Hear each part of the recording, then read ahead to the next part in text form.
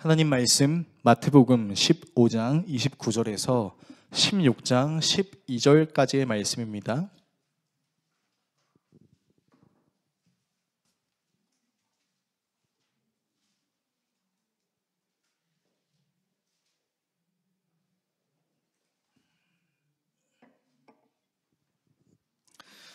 신약성경 약 25페이지 내지는 26페이지 정도에 있습니다.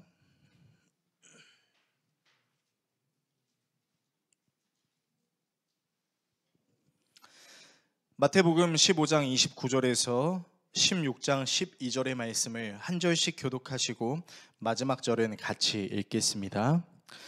하나님의 말씀을 읽겠습니다. 예수께서 거기서 떠나사 갈릴리 호숫가에 이르러 산에 올라가 거기 앉으시니 큰 무리가 다리 저는 사람과 장애인과 맹인과 말 못하는 사람과 기타 여럿을 데리고 와서 예수의 발 앞에 앉힘에 고쳐주시니 말 못하는 사람이 말하고 장애인이 온전하게 되고 다리 저는 사람이 걸으며 맹인이 보는 것을 무리가 보고 놀랍게 여겨 이스라엘의 하나님께 영광을 돌리니라. 예수께서 제자들을 불러 이르시되 내가 무리를 불쌍히 여기노라. 그들이 나와 함께 있은지 이미 사흘임에 먹을 것이 없도다. 길에서 기진할까 하여 굶겨 보내지 못하겠노라. 제자들이 이르되 광야에 있어 우리가 어디서 이런 무리가 배부를 만큼 떡을 얻으리이까? 예수께서 이르시되 너희에게 떡이 몇 개나 있느냐? 이르되 7개와 작은 생선 2마리가 있나이다 하거늘 예수께서 무리에게 명하사 땅에 앉게 하시고 떡 7개와 그 생선을 가지사 축사하시고 떼어 제자들에게 주시니 제자들이 무리에게 주매 다 배불리 먹고 남은 조각을 7 광주리에 차게 거두었으며 먹은 자는 여자와 어린이 외에 4,000명이었더라. 예수께서 무리를 흩어보내시고 배에 오르사 마가단 지경으로 가시니라. 바리새인과 사두개인들이 와서 예수를 시험하여 하늘로부터 오는 표적 보이기를 청하니 예수께서 대답하여 이르시되 너희가 저녁에 하늘이 붉으면 날이 좋겠다 하고 아침에 하늘이 붉고 흐리면 오늘은 날이 굳겠다 하나니 너희가 날씨는 분별할 줄 알면서 시대의 표적은 분별할 수 없느냐? 악하고 음란한 세대가 표적을 구하나 요나의 표적밖에는 보여줄 표적이 없느니라 하시고 그들을 떠나 가시니라. 제자들이 건너편으로 갈새 떡 가져가기를 잊었더니 예수께서 이르시되 삼가 바리새인과 사두개인들의 누룩을 주의하라 하시니 제자들이 서로 논의하여 이르되 우리가 떡을 가져오지 아니하였도다 하거늘 예수께서 아시고 이르시되 믿음이 작은 자들아 어찌 떡이 없으므로 서로 논의하느냐? 너희가 아직도 깨닫지 못하느냐? 떡 5개로 5,000명을 먹이고 주운 것이 몇 바구니며 떡 7개로 4,000명을 먹이고 주운 것이 몇 광줄이었는지를 기억하지 못하느냐? 어찌 내 말하는 것이 떡의 관함이 아닌 줄을 깨닫지 못하느냐? 오직 바리새인과 사두개인들의 누룩을 주의하라 하시니 같이 읽습니다. 그제서야 제자들이 떡이 누룩이 아니요 바리새인과 사두개인들의 교훈을 삼가라고 말씀하신 줄을 깨달으니라. 아멘. 오늘 여러분과 함께 예수님의 일생 68번째 시간 자격 없이 받는 사랑이라는 주제로 하나님의 말씀 나누도록 하겠습니다.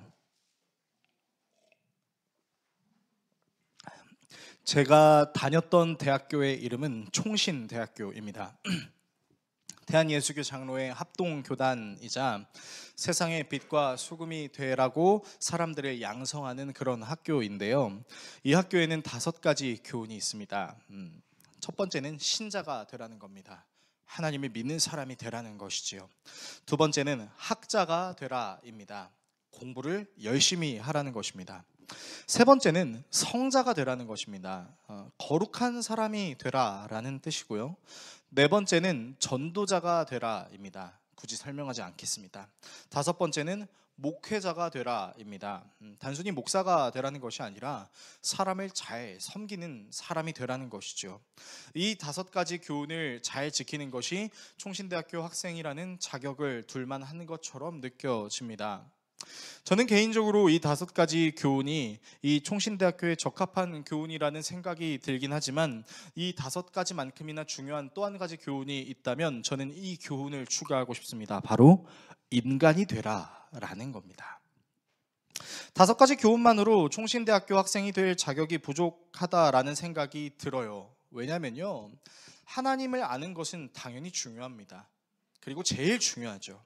그런데요, 이 하나님의 복음을 전할 만한 사람이 돼야 하는 것과 이 복음을 전해야 할 사람을 아는 것도 정말로 중요합니다. 신학을 잘 안다고 해서, 복음을 잘 안다고 해서 사람들에게 무례하게 행동하거나 그 사람에게 교만함을 드러내는 말이나 행위를 하게 되면은 그 사람 역시 복음을 전할 사람인가 라고 누군가 질문했을 때는 적합한 사람이 되지 못하기 때문입니다.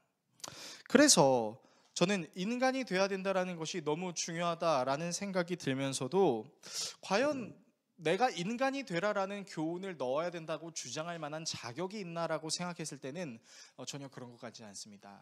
왜냐하면 저 또한 이 자리에서 여러분께 제 마음을 드러낼 수 있다면 최대한 드러내고 싶지 않은 연약한 마음을 가지고 있는, 부족한, 자격이 있나 싶을 정도의 사람이기 때문입니다.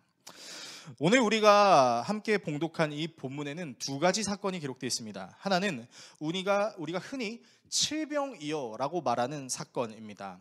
그런데 사실 이 칠병이어의 사건 말은 좀 잘못됐어요. 왜냐하면 개역개정에는 떡 7개와 물고기 2어마리라고 번역이 되어 있는데 이 2어마리라는 것을 정확하게 원어로 살펴보면 몇 마리라고 되어 있습니다. 그래서 칠병이어라고 말하는 것보다는 칠벽 몇 마리어라고 말하는 것이 좀 더 정확한 번역이라고 할 수 있겠습니다. 그래서 이 사건이 있는데 이 사건이 무려 성인 남자만 4,000명을 먹이고도 7개의 광주리가 남았다라는 사건, 그리고 또 한 가지 사건은 바리새인과 사두개인, 그리고 그 마가복음에서는 헤롯이라고 표현하고 있는데 이 바리새인과 사두개인들이 나와서 예수님께 당신이 정말 하늘에서 온 사람인지를 증명할 수 있는 표적을 보여주시오 라고 얘기하니까 예수님께서 말씀하시길 내가 너희들에게 보여줄 표적은 요나의 표적밖에 없어 라고 말씀하신 뒤에 제자들에게 너희들은 삼가 바리새인과 사두개인의 누룩을, 헤롯의 누룩을 조심해라 라고 말씀하십니다. 이 2가지 사건은 개별적인 사건처럼 보이지만 사실은 하나의 사건으로 연관지어서 살펴보아야 할 본문이고요. 이 본문 안에는 자격에 관련된 내용이 오고 가고 있는 것을 우리는 살펴볼 수 있습니다. 그래서 오늘은 여러분과 함께 이 자격에 대한 개념을 나누는 시간을 가지려고 합니다. 본문을 통해서 다음의 내용을 좀 살펴보려고 하는데요. 먼저 섬김 받을 만한 자격에 대해 살펴보겠습니다. 그리고 판단할 만한 자격에 대해 살펴보겠습니다. 마지막으로 자격 없이 받는 사랑에 대해서 살펴보겠습니다. 섬김 받을 만한 자격, 판단할 만한 자격, 자격 없이 받는 사랑, 이 3가지 내용을 함께 나누고 기도하는 시간을 갖도록 하겠습니다. 첫 번째, 섬김 받을 만한 자격입니다. 우리는 지난번부터 이제 예수님께서 두로와 시돈 쪽에 가셔서 이제 수로보니게 여인의 귀신 들린 딸을 고쳐주시고 또 시돈을 지나 10개의 도시라는 뜻을 가진 데가볼리에서 그 이방 사람들이 즐비해 있는 그 데가볼리를 지나 갈릴리 바다에서 귀머거리에 말 못하는 장애인을 고쳐주신 예수님의 사역을 다룬 적이 있었어요. 자, 그리고 이 소문이 퍼지기 시작하니까 인근에 있던 무리들이 예수님을 찾아왔습니다. 그 무리들 중에는 말도 못하고 귀도 먹었고 일어나지 못하고 뭐 문둥병이 있고 뭐 의사들이 고치지 못하는 그런 병든 사람들이 잔뜩 있었어요. 그리고 그들 중 대부분이 이방인이었습니다. 이 사람들을 예수님께서는 고쳐주십니다. 마태는 이 고쳐주시는 예수님의 모습을 선지자 이사야가 자신이 집필했던 이사야서에 예언되어 있는 내용, 눈먼 자들이 눈을 뜨게 되고 걷지 못하는 자들이 걷게 되고 병 걸린 자들이 낫게 된다라는 이 하나님의 예언이 실현되고 있다라는 차원으로 성경을 기록하고 있습니다. 자, 그리고 고침받은 사람들이 뭐라고 얘기하냐면 오늘 마태복음 본문에 이스라엘의 하나님께 영광을 돌린다라고 표현하고 있습니다. 그러니까 이 사람들이 이방인이라는 것을 우리는 쉽게 알 수 있는 것이죠. 그냥 하나님께 영광을 돌렸다라고 하면 되는데 이스라엘의 하나님이라고 표현한 것이 그들이 이방인이었다고 해석할 수 있는 근거가 되는 것이죠. 그래서 예수님께서는 이 이방인들을 고쳐주시고 그들을 바로 보낸 것이 아니라 그들과 3일 동안 함께 계십니다. 아마도 이 그 떡과 물고기를 먹인 그 사람의 수를 가늠해 봤을 때 수천 명 정도가 예수님과 함께 했었던 것으로 보입니다. 그런데 이제 이 사람들과 함께 사흘이 지나니까 당연히 먹을 것이 떨어졌고, 예수님의 마음에는 그 MBTI의 F가 엄청나게 발동하기 시작합니다.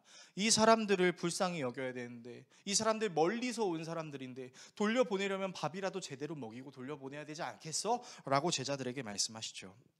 그런데 제자들은 이렇게 얘기합니다. 예수님, 여기 광야인데요? 여기 빈들이에요. 아무것도 없는데 뭘로 먹입니까? 라고 대답합니다. 자, 여기서 우리가 한 가지 좀 생각해 볼 것이 있는데요. 여러분, 이 사건은요, 오병이어 사건과 매우 비슷한 점이 많습니다. 일단 오병이어 사건도 예수님께서 그 빵과 물고기를 베풀어 주신 사람들이 누구였냐면 병들리고 고침받지 못하고 연약한 사람들이었어요.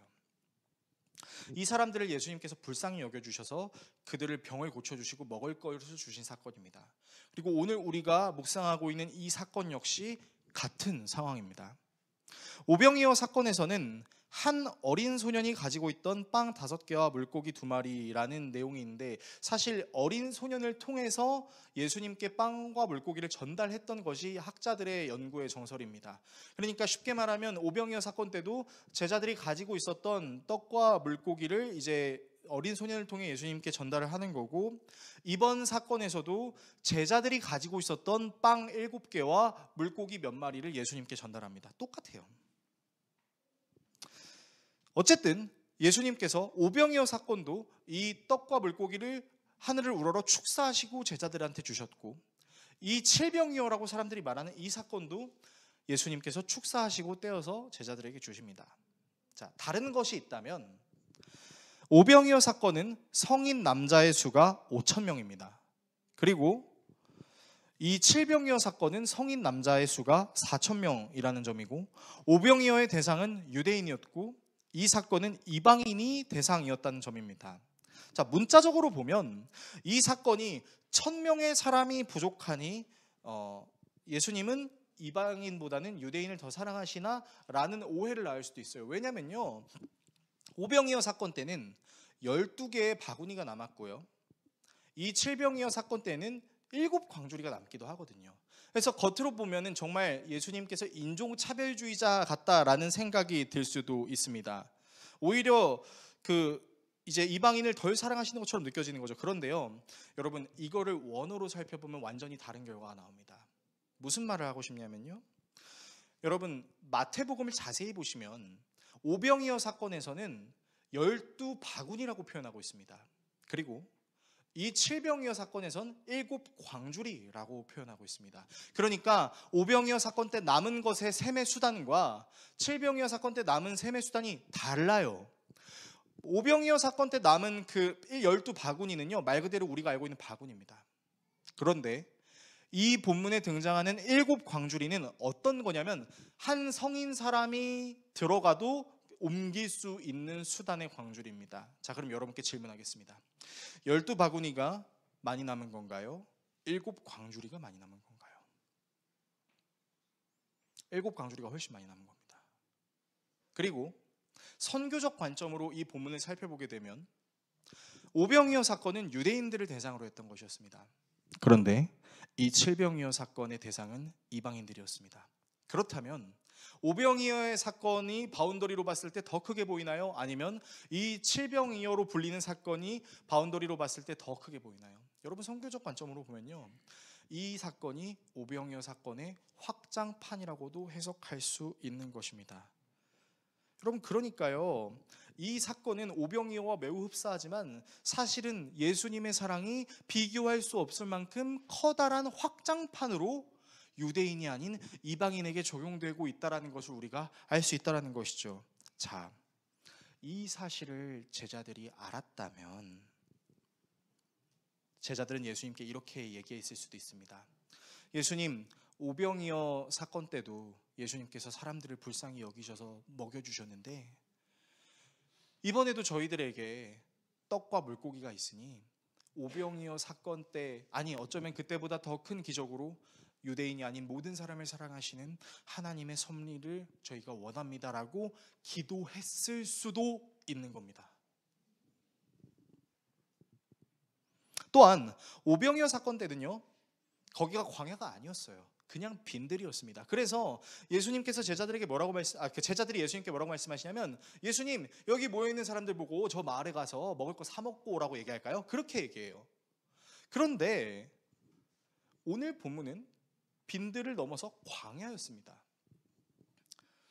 어쩌면 예수 그리스도의 사역이, 역사가 더 빛날 수도 있는 상황임에도 불구하고 이 제자들이 뭐라고 말하냐, 저희들에게 가진 것이 없는데 어떻게 이 사람들을 먹이나요? 라고 얘기를 하는 거죠. 게다가 여기는 광야잖아요. 당연히 제자들은 어떻게 먹이냐라는 식으로 질문했지만, 여러분 이건요, 단순히 그냥 방법론이 없어서 얘기를 하는 게 아니라 그 너머에는 무슨 마음이 있냐, 이 제자들의 마음에 여전히 유대인 우월주의가 남아있을 수 있다라는 것입니다. 유대인들이 있었던 오병이어 사건에서는 그래도 어떻게든 이 사람들을 먹이기 위해 마을로 보내야 될까요? 라고 말이라도 했죠. 그러나 이 사람들에게는 그런 액션도 보이지 않습니다. 게다가 이 제자들은 오병이어 사건을 이미 경험을 했었어요. 그럼에도 불구하고 예수님께 이런 기도를 하지 않을 수 있는 이유는 무엇이냐면, 예수님께 모여 있었던 그 이방인들이 중요하지 않다라는 생각이 있을 수 있었기 때문이죠. 왜요? 유대인들은 이방인을 하찮게 여겼으니까요. 우리는 그 사건을 수로보니게 여인을 통해서 다룬 적이 있습니다. 그렇지 않습니까? 당시 유대인들은 자기들을 선민이라고 생각했고 이방인들은 개와 같은 존재라고 여겼으니까요. 그런 제자들에게 예수님께서 명령하신 것은 이것이었습니다. 바로 제자들이 자기들이 가지고 있던 빵 7개와 물고기 2마리를 꺼내라고 하신 거예요. 그리고 제자들이 가진 그것을 사람들에게 직접 나눠줘라 라고 말씀하셨습니다. 그러니까 예수님이 가르쳐 주신 행위가 뭐냐면요, 너희들이 누군가를 섬기려고 할 때 그 섬기려는 대상이 어떤 신분을 가지고 있고 어떤 상황에 있든지 간에 그거를 너희들이 판단하려고 하지 말고, 너희들이 가지고 있는 그것을 가지고 어떻게든 이 사람을 섬기려고 하는 그 마음이 너희들에게 있어야 된다라고 예수님께서는 말씀하고 계신 것입니다. 그러니까 제자의 삶이란 그런 것이죠. 누군가를 섬기고 누군가를 도울 때 그 사람이 내 도움을 받을 만한 자격이 있어, 이 사람은 내 도움을 받을 만한 기준이 있네 라고 생각했을 때 돕는 것이 아니라, 그 사람을 불쌍히 여기실 수 있는 예수 그리스도의 마음을 가지고 내가 가진 것을 나누어 줄 수 있느냐, 그것이 제자의 삶이다라고 예수님께서 가르치고 계신다라는 것입니다. 실제로 있었던 일이에요. 어떤 그 구호단체가 있었습니다. 근데 그 구호단체가 이제 그 취약계층 사람들을 돕는 방식이 뭐였냐면 멘토링이었습니다. 그래서 이제 그 취약계층에 있는 뭐 아이나 내지는 이제 뭐 어린이, 청소년 아이들을 이제 한 명이 이제 멘토로 삼아서 그 아이에게 직접적으로 물질을 주는 그런 시스템이었어요. 그래서 이제 처음에는 정말 좋은 마음으로 이 어린 아이가 나의 섬김을 받았으면 좋겠다라는 그 차원으로 이제 막 물질을 줬습니다. 어떤 사람이. 자, 근데 이 아이가 고등학생이었어요. 그런데 이제 날이 추워지고 이제 날이 너무 춥다 보면 이제 사람들이 꺼내 입는 게 뭐냐면 이제 롱패딩이죠. 그래서 이제 롱패딩을 입어야 되는데 이 아이에게 롱패딩이 없었던 거예요. 그래서 이 아이를 후원하는 멘토가 이 아이에게 입혀줄 그 롱패딩을 사려고 이제 매장에 갔습니다. 그래서 대략 20-30만 원 정도로 보이는 패딩을 딱 사들고 갔어요. 근데 이제 사들고 가서 그 아이에게 패딩을 주려고 했는데 웬걸 이 아이가 패딩을 입고 있는 겁니다. 혹시 괜찮으면 히터를 좀 꺼주시면 감사하겠습니다. 근데 롱패딩을 입고 있는데 어떤 패딩을 입고 있냐면 몽 땡땡땡 패딩을 입고 있는 거예요. 비싼 이제 롱패딩을 입고 있는 거죠. 그러니까 이 후원자가, 멘토가 당황한 겁니다. 그래서 이제 아이한테 물어봤어요. 야, 너 이 패딩 어디서 났어? 이렇게 물어봤죠. 그랬더니 이 아이가 그러는 거예요. 자기랑 또 자기와 함께하는 아이들을 불쌍히 여겼던 어떤 부자가 그 고급 롱패딩을 잔뜩 꺼내가지고 다 나눠줬다는 거예요. 알고 보니까 이 아이만 그 롱패딩을 입고 있는 게 아니라 이 아이랑 비슷한 다른 여러 아이들도 똑같은 롱패딩을 입고 있었습니다. 그러면 잘됐다. 너도 이 좋은 롱패딩을 입어볼 자격이 있어.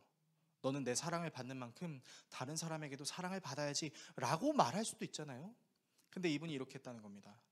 뭐야, 나보다 형편 더 좋은 사람이 널 더 긍휼하게 여겨주니까 나는 이제 너 도울 필요 없겠네 하고 그 고급 패딩을 보고 후원을 끊어버린 겁니다.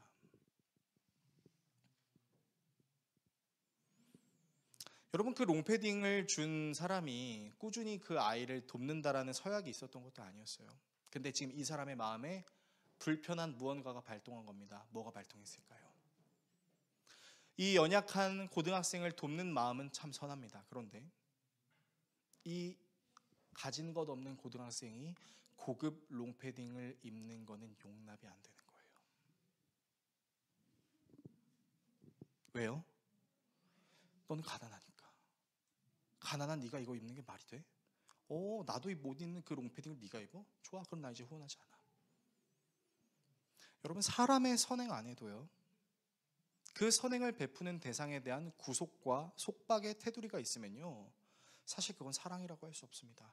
오히려 그 아이가 좋은 롱패딩을 입었으면 칭찬해주고 잘 어울린다고, 그 롱패딩에 어울리는 신발을 사줘도 되잖아요.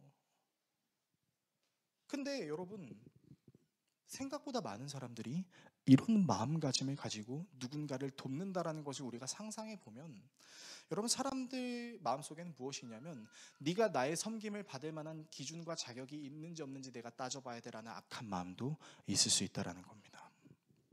제자들은 섬김의 대상을 가늠했지만 예수님이 가르쳐 주셔야 될 것은 섬겨야 할 사람을 가리지 말고 내가 가진 것을 통해 그들을 섬기라는 겁니다. 또한 이 예수님의 사랑은 유대인에서 이방인으로 점점 확장되고 있습니다. 쓰러져 있는 유대인들, 잘못 알고 있는 유대인들을 넘어 하나님을 믿지 않았던 이방인들에게까지 확장되고 있는데, 지금 그거를 누가 불편해하는 거예요? 예수님의 제자가 불편해하는 거예요. 우리가 잊지 말아야 될 것이 있습니다. 그들은 사랑을 받을 만해서 받은 것이 아니라 예수님의 사랑은 온 인류를 향한 한계가 없는 사랑이었다는 사실을 우리가 알아야 한다는 것이죠. 그래서 저는 여러분께 이렇게도 말씀드리고 싶습니다. 여러분, 우리가 좀 밥 잘 먹고 우리가 좀 괜찮은 삶을 살고 있다고 해서 저 가난한 소말리아나 르완다 사람들을 함부로 불쌍히 여기는 것 또한 자칫 우리의 교만함이 될 수 있다라는 것을 우리가 인지하며, 우리가 함부로 사람을 긍휼히 여겨버리는 낙인이 아닌 예수님의 마음으로 하나님을 사랑할 수 있는 마음이 우리에게 있어야 된다는 것을 우리는 돌아봐야 한다는 것이죠. 두 번째, 판단할 만한 자격입니다. 수많은 사람들을 먹이시고 그 무리들을 보내신 후에 예수님께서는 마가단 지역으로 올라가십니다. 이제 그 마가단 지역으로 이제 가시면서 예수님의 사역을 못마땅하게 여긴 사람들이 있었어요. 누구냐면 바리새파 사람들과 사두개파 사람들이었습니다. 그래서 이 사람들이 예수님께 네가 그런 사역을 하는 증거, 네가 그런 사역을 해도 되는 증거, 하늘에서 내려오는 표적을 우리에게 좀 보여줘라고 얘기해요. 아마도 예수님께서 이방인을 배불리 먹이신 사건이 이들의 마음에 들지 않았던 것으로 보입니다. 그래서 예수님께서 말씀하세요. 야, 니들은 날씨를 분별할 줄은 알면서도 이 시대의 표적은 너희들이 분별하지 못하니? 내가 너희들에게 보여줄 거 그거 요나의 표적밖에 없어. 악한 사람들은, 음란한 사람들은 표적을 구하지만 내가 너희들에게 보여줄 것은 요나의 표적밖에 없어. 이렇게 말씀하시죠. 아마 우리는 이제 66권의 성경을 가지고 있으니 이것이 예수님께서 죽으신 지 4일 만에 부활하시는 사건이라는 걸 알고 있었지만 당시의 사람들은 몰랐을 것입니다. 어쨌든 이 사건이 있고 나서 이제 예수님께서 자리를 떠나시고 제자들도 따라가는데, 그때 제자들이 깜빡 잊은 것이 있었어요. 뭐냐면 7 광주리의 빵이었던 겁니다.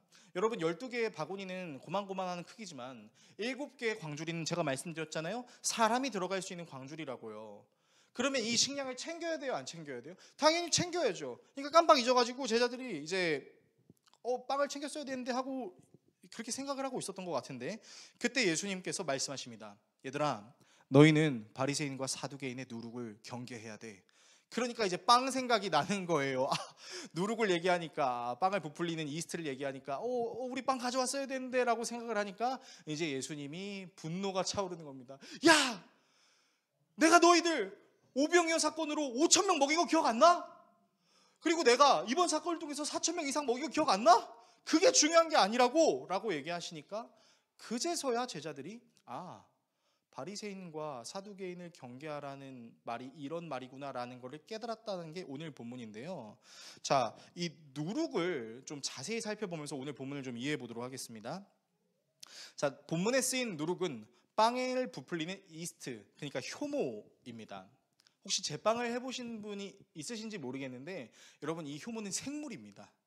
그러니까 살아 있어서 부풀리는데 어떤 방식으로 이제 빵을 부풀리냐면요, 이제 산소의 공급 없이도 부풀릴 수 있는 대신에 이 효모가 먹는 게 있습니다.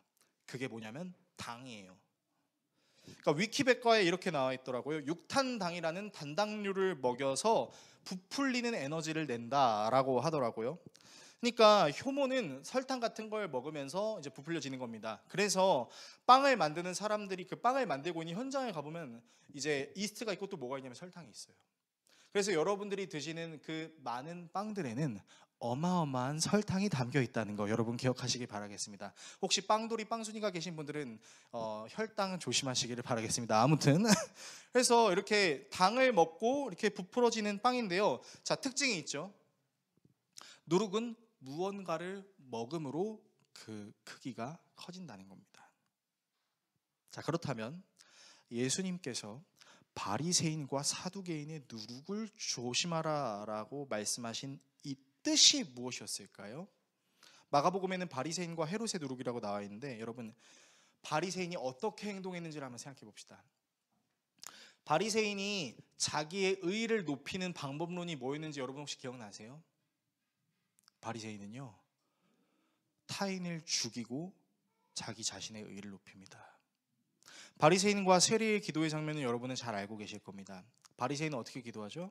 하나님, 저는 저 세리와 같지 않음에 감사합니다라고 기도합니다. 너희들은 개판 5분 전으로 인생을 살아가지만 나는 하나님의 율법을, 심지어 그 율법을 잘 지키기 위해 만든 613여 개의 미시나 구전을 나는 지금도 탈탈탈탈 외우면서 열심히 지키고 있어. 니들은 그렇게 하지 못하지만 나는 그렇게 해. 남을 죽이고 자기를 부풀립니다. 사두개인은 어떨까요? 여러분, 이 사두개인들 역시 하나님의 율법을 너무 중요하게 여기는 사람들이었습니다. 그런데 이 사두개인들 중에서도 자기의 지위를 지키기 위해 로마 당국과 협조를 했던 악한 사람들도 있었고요. 이 사두개인들에게 있었던 아주 이상한 사상 중에 하나가 뭐였냐면 부활과 영의 세계와 사후 세계와 천사의 존재를 믿지 않았습니다. 이것도 바리새인이랑 달라요. 바리새인은 그래도 부활을 믿었거든요. 근데 사두개인은 성경에 엄밀히 나와 있는 이 부활 사상에 대해서 거부했습니다. 그리고 자기들의 신앙을 믿지 않는 다른 사람들의 신앙을 아주 버러지 신앙으로 생각을 했었죠. 여러분, 그래서 성경 역사를 연구해 보면요, 바리새인과 사두개인은 첨예한 대립을 이루고 있는 존재들입니다. 근데 이 첨예한 대립을 이루고 있는 존재들이 예수를 죽이기 위한 그 결정에는 하나가 되는 모습을 보여주고 있는 거죠. 자, 그런데 여러분, 이 사두개인들의 누룩이 무엇입니까? 이 사두개인들 역시 자신들이 옳지 않다고 생각하는 사람들을 폄하하고 판단하면서 자기들의 의의를 높이고 있습니다. 그렇다는 건 바리새인과 사두개인에게 발견되는 공통점은 무엇이냐? 이들은 섬겨야 할 대상들을 먹어치워버림으로 자기들의 품위를 높인다라는 거죠. 하나님의 사랑을 전해야 될 자들이 도리어 사람들을 판단하고 비하해버림으로 자기들의 존재를 더욱 드러내는 것입니다. 예수님께서는 제자들에게 이런 종교 행위와 사상을 경계하라라고 얘기하는 것이죠. 왜요? 제자들에게도 그런 게 있었으니까요. 아니, 왜 이방인들에게 굳이 예수님께서 역사하시지? 메시아는 우리 유대인들을 위한 메시아 아니었나? 이미 하나님의 그 넓으신 사랑 안에 뭐가 있어요? 자기의 판단이 있어요. 그리고 그것이 다른 곳에 적용되는 것은 원치 않는 거죠. 예수님께서는 이런 제자들의 연약함을 보시고는 바리새인과 사두개인들의 누룩을 경계하라라고 얘기한 거예요. 그리고 나서 진짜 예수님께서 말씀하고 싶은 것은 무엇이냐? 너희들은 하나님 나라를 받을 만한 가치가 있어서 받는 것이 아니라 그런 자격 없는 너희에게도 하나님께서는 역사하신다라는 사실을 알려주기 위함이었다라는 것입니다. 여러분, 그래서 이들에게는 사실 누군가를 판단할 자격이 없었어요. 그런데 자꾸만 판단하고 정죄함으로 내가 좀 더 낫고 내가 좀 더 괜찮은 삶을 살고 있다 라는 생각을 갖고 있는 거죠. 여러분, 이 생각이요, 사실은 우리에게도 굉장히 많을 수 있다는 거 여러분 혹시 알고 계십니까? 여러분, 사람이요 되게 악랄한 것 중에 하나가 뭐냐면요, 자기를 위로하는 방식으로 뭘 쓰는지 아세요? 남들을 깎아내리는 방식을 씁니다. 제가 첫 번째 대지 때 여러분들에게 그런 말씀 드렸어요. 함부로 가난하게 살고 있는 나라의 사람들을 동정하지 말라고 제가 말씀드렸었는데, 제가 그 얘기를 왜 하냐면요, 여러분, 우리는 자꾸 우리의 상황이 괜찮다라는 것을 증명하기 위해서 약하게 사는, 가난하게 사는 사람들을 이용한다라는 겁니다. 우리는 가끔 그럴 때가 있습니다. 어린 자녀들을 둔 부모도, 저도 정말 그런 일을 많이 했었는데요, 예를 들어서 아들이 막 밥을 깨끗하게 먹지 않습니다. 딸이 밥을 깨끗하게 먹지 않아요. 그럼 우린 꼭 그렇게 얘기할 때가 있습니다. 어떻게 얘기합니까? 야, 너 지금 그 밥 남기는 거, 르완다는, 소말리아에 있는 사람들은, 어쩌면 저의 이 발언이 르완다와 소말리아에 있는 사람들을 폄하하는 발언이 될 수도 있으니 미리 말씀드리겠습니다. 저는 그 사람들을 비하하는 게 절대 아닙니다. 표현하기 위해서 쓰는 겁니다. 저 가난한 나라에 있는 사람들은 밥 한 그릇도 못 먹는데 너 이렇게 남기면 되겠어?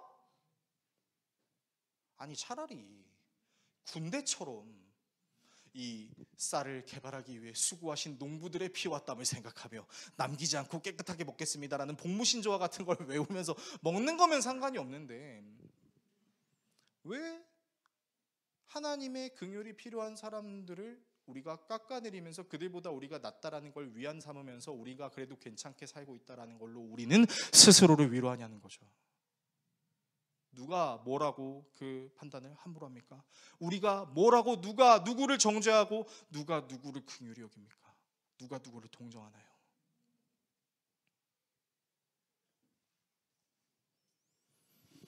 여러분, 정말 조심해야 됩니다.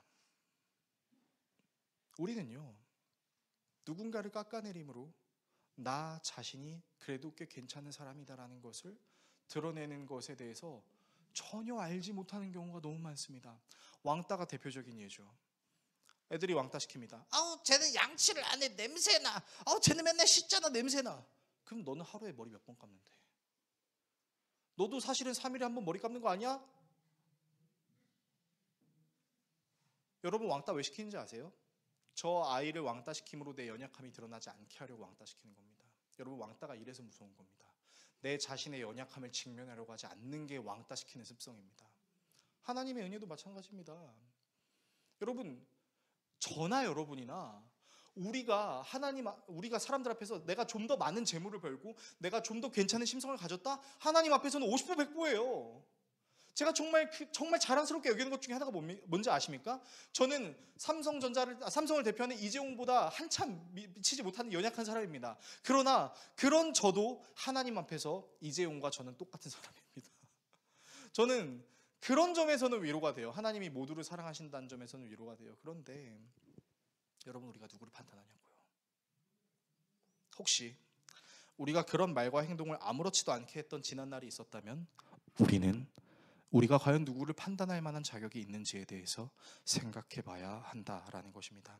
세 번째, 자격 없이 받는 사랑입니다. 보시다시피 오늘 본문에 등장하는 누룩은 상당히 좋지 않은 누룩이죠. 다른 사람을 먹어치우고 자신의 대단함을 드러내는 누룩입니다. 섬겨야 할 대상을 판단하여 먹어치워 버림으로 자신을 높이는 누룩입니다. 자, 그러나 성경에서 누룩은 좋지 않은 모습으로만 등장하지는 않습니다. 동일한 성경인 마태복음 13장에서는 예수님께서 제자들에게 하늘나라를 비유하실 때 이 하늘나라가 마치 누룩과 같다라는 말씀을 하신 적이 있으세요. 어떤 여인이 가루서말에 이렇게 누룩을 넣었는데 그 가루서말이 엄청나게 부풀었다. 이게 하늘나라다라고 말씀하신 적이 있으세요. 자, 그렇다면 하나님 나라는 어떤 누룩이 발동하는 것이라고 볼 수 있을까요? 이 하늘나라의 누룩이 먹어치운 것이 무엇인지를 한번 생각해 봅시다. 여러분, 이 하늘나라라는 누룩이 먹어치운 게 있어요. 그게 뭔지 아세요? 바로 우리의 죄와 사망의 문제입니다. 이 누룩은요, 사람이 스스로 해결할 수 없었던 문제인 죄와 사망의 문제를 먹어치웠습니다. 그리고 끊어진 하나님과의 관계를 회복시키심으로 아버지와 자녀의 관계로 세우셨어요.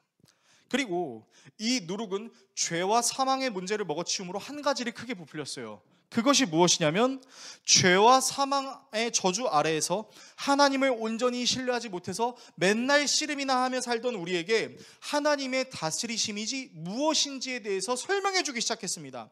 그리고 그 하나님의 다스리심은 어느 한 장소에 국한되어 있는 것이 아니라 수많은 사람들이 존재하는 모든 곳에, 수많은 사람들이 활동하는 모든 활동에, 심지어 사람들이 자기 손을 내밀 수 없는 미지의 세계 속에서도 역사가 되는 것이죠. 그래서 우리는 이 하나님의 다스리심을 가리켜 이렇게 부르기로 했습니다. 뭐라고요?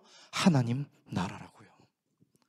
그리고 이 하나님 나라는 이미 왔지만 아직 완성되지 않았습니다. 바로 진정한 누룩이신 예수 그리스도께서 이 땅에 다시 오시는 그날 하나님의 나라는 완성되는 거죠. 그때 어떻게 완성이 돼요? 새로운 하늘과 새로운 땅, 우리의 육신이 새로운 육신으로 완전히 회복되어 부활하는 진짜 하나님 나라로 완성되는 것이죠.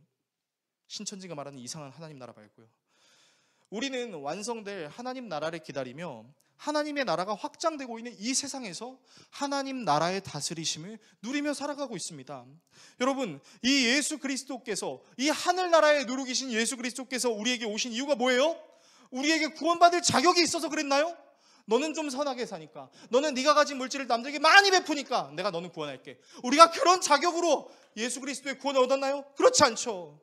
여러분, 오히려 사람들은 끊임없이 하나님 곁으로부터 멀어지려고 했어요. 구약 성경을 보게 되더라도 진짜 살아서 임재하시는 그 하나님의 역사를 이스라엘 사람들이 봤는데도 불구하고 그들이 하나님을 어떻게 했어요? 시험했어요. 우리는 얘기합니다. 진짜 하나님이 좀 살아 역사하셔서 내 눈앞에 나오면 내가 좀 믿을 수 있을 것 같은데, 여러분, 천만의 말씀, 이스라엘 사람들보다 악하면 더 악했지 우리가 그럴 수 있을까요? 여러분, 하나님께서는 삼위의 하나님, 성부와 성자와 성령이 무한한 사랑으로 서로를 사랑하는 그 공동체 안에 우리를 초대하셨어요. 그 사랑을 자기들만 누리시려고 하는 것이 아니라 자기가 만든 피조물인 인간에게도 누리게 하시기 위해서 초대하셨어요. 근데 그 초대를 누가 발로 뻥 찼죠? 우리가 발로 뻥 찼죠. 그런 발로 뻥 차는 우리의 악함마저도 사랑으로 품으시기 위해 하나님이 하셨던 방법은 그 사람들이 지었던 모든 죄와 사망의 문제를 자신과 동일한 본체이신 아들 예수 그리스도께 대속하는 거였어요. 근데 그 대속의 방법이 뭐였어요? 너도 사람들과 똑같은 형태로 살아. 신이 아픔을, 배고픔을, 슬픔을, 절망을, 고통을 느껴야 되는 그 자리로 갔다고요. 여러분, 우리는 구원받을 만해서 구원받은 게 아니에요. 오해하면 안 돼요. 그런데 우리는 자꾸만 착각하는 게 있습니다. 뭐죠? 우리는 자꾸 이 예수 그리스도의 은혜를 통해서 우리의 훼손된 부분, 잘못된 부분을 덧대려고 해요. 마치 낡아 있는 그 포도주의 구멍난 부분에 새 헝겊을 붙여다가 덧대려고 한다고요. 우린 자꾸 개선이 필요하다고 생각해요. 그러나 여러분, 개선이 필요한 자의 모습으로 신앙생활하면 언젠가 우리는 절망할 거예요. 왜요?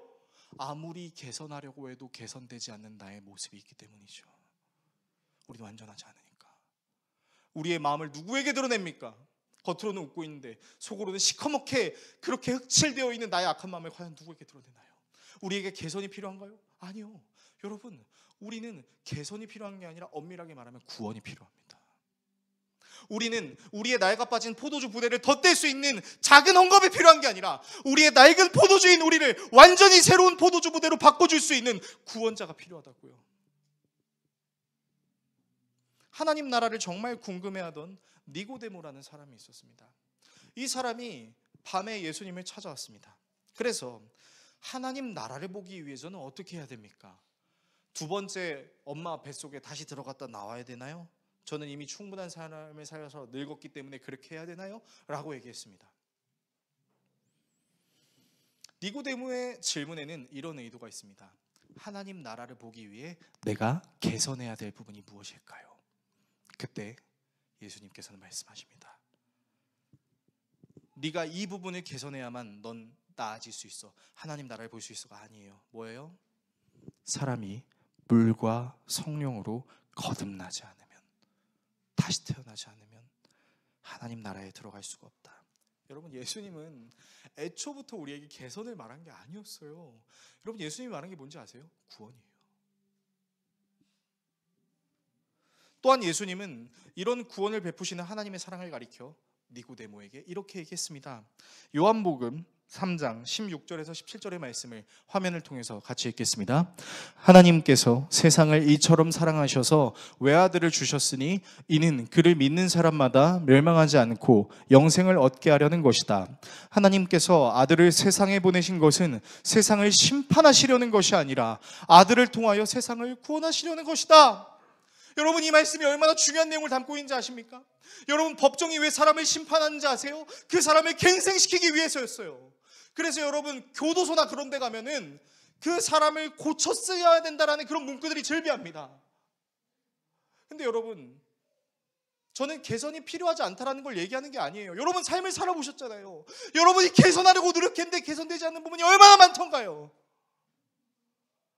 그런 여러분의 연약함 때문에 하나님 앞에서 절망해 보신 적 없으신가요? 아, 하나님, 난 왜 아직도 이 문제로부터 자유하지 못하죠? 왜 나는 이걸 고친다고 얘기했는데 나는 고치지 못하죠? 그런 우리에게 고쳐서 다시 쓰려고 하시는 것이 아니라 우리를 완전히 새롭게 하시는 구원의 역사로 감히 사랑받을 자격이 없는 우리에게 사랑을 주시기 위해 자기가 십자가에 못 박혀 죽으신 사건을 믿는 것, 여러분, 이것이 하나님 나라의 구원을 믿는 그리스도인의 삶이라는 것입니다. 여러분, 그러므로 기억하십시오. 우리는요, 구원받을 만한 자격이 있어서 구원받은 게 아니에요. 우리는 뭔가를 개선하기 위해서 신앙생활하는 게 아니에요. 우리가 신앙생활하는 이유는 하나예요. 구원은 하나님께 속해 있다. 나를 구원하신 하나님의 은혜로 나는 하나님 나라 안에서 살아가고 있다. 나로 하여금 개선하려는 의지를 주신 분도, 그런 의지가 전혀 없었음에도 불구하고 그렇게 살고 싶은 의지를 주시는 분도 우리를 구원하신 예수 그리스도 때문이라는 사실을 잊지 않으시는 저와 여러분이 되기를 소망합니다. 설교를 정리하겠습니다. 사랑하는 성도 여러분, 우리는 이 구원의 은혜를 종종 잊어버릴 때가 있습니다.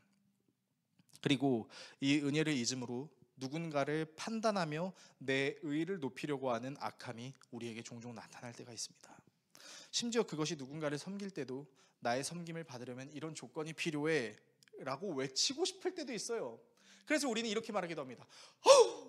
내가 이렇게 섬겼는데 저 사람은 왜 아직도 안 변해? 있어요, 없어요? 솔직히 있잖아요. 근데 여러분 생각해 보세요. 언제 예수님이 우리 보고 사람 변화시키라고 했나요? 그냥 사랑하라고 하셨죠. 예수님이 우리를 사랑하신 것처럼 말입니다. 여러분, 이런 우리를 조건 없이 사랑하신 예수 그리스도의 희생을 기억합시다. 그분의 사랑으로 우리 또한 누군가에게 나의 것을 내어주고 또 그것을 내어줄 때 저 사람은 내 것을 받을 만해라는 조건을, 어떤 기준을 성립해서가 아니라 조건 없이 섬기고 그 섬김을 통해서 예수님이 나를 이렇게 섬기셨지라는 것을 기억합시다. 그리고 나의 섬김으로 하나님 나라가 이루어지고 있다는 사실에 감사하는 우리 모두가 될 수 있기를 소망합니다. 여러분, 하나님은 우리를 자격 없이 사랑하셨어요. 우리도 자격 없이, 조건 없이 누군가를 사랑하기 위해 용기를 낼 수 있는 우리 모두가 될 수 있기를, 또 그 용기를 내게 하시는 예수 그리스도 앞으로 나가시는 저와 여러분 모두가 될 수 있기를 예수 그리스도의 이름으로 축원합니다.